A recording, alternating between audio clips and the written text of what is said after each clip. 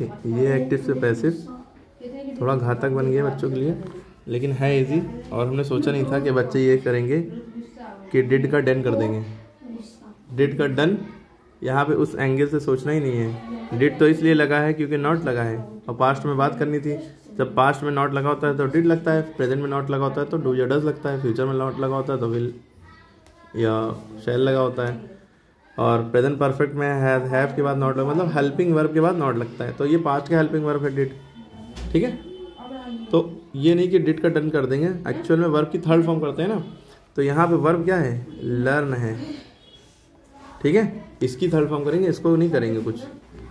ये समझ में आई बात। इसमें सबसे पहले हम देखेंगे सब्जेक्ट क्या है, काम कौन कर रहा है, नबीला।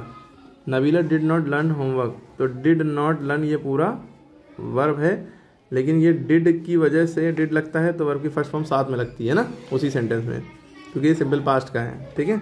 तो कुल मिला के ये पूरा अगर देखा जाए तो ये पास्ट का है, तो ये सेकंड फॉर्म मानी जाएगी पूरी। यहाँ से ये खाली लर्न वर्ब नहीं है, यहाँ से लेकर हेल्पिंग वर्ब के साथ ये पूरा वर्ब है, हेल्पिंग वर्ब मेन वर्ब, ठीक है।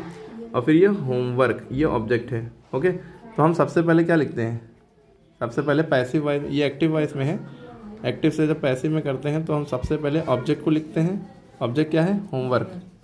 सबसे पहले हमने लिखा होमवर्क, सबसे पहले ऑब्जेक्ट को लिखा, ठीक।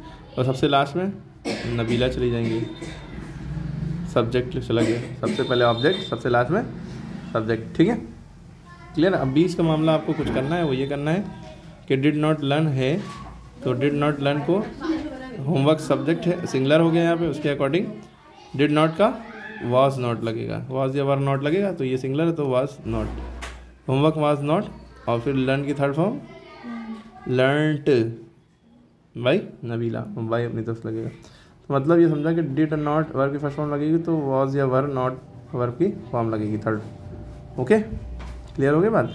फिर उसके बाद बाई, फिर ये उसके बाद इन्होंने एक सेंटेंस किया है, ये we did not import food grains last year. अब ये बहुत से बच्चे इसमें ऑब्जेक्ट लास्ट ईयर को समझने लगते हैं, तो लास्ट ईयर को उठा के ऊपर लिख दिया, ये नहीं करना है।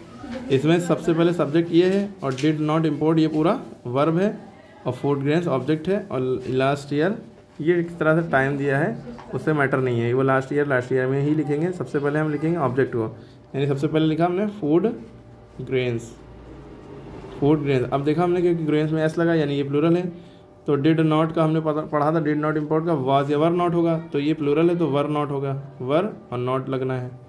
Food grains were not, import की थर्ड फॉर्म इम्पोर्टेड, बाई और वी का अस हो जाता है, ये भी याद रखना है, वी का अस, ही का हिम, दे का देम, ये सब याद रखना है, ठीक है। The thief were caught by the villagers, the villager caught the thief. अच्छा, ये पैसिव वाई में दिया था, इनको एक्टिव में करना था, ठीक है। वापस आ गए वर्ब की सेकंड फॉर्म पे। Who has broken this chair, by whom has this chair been broken, क्या हो जाएगा, बाय होम।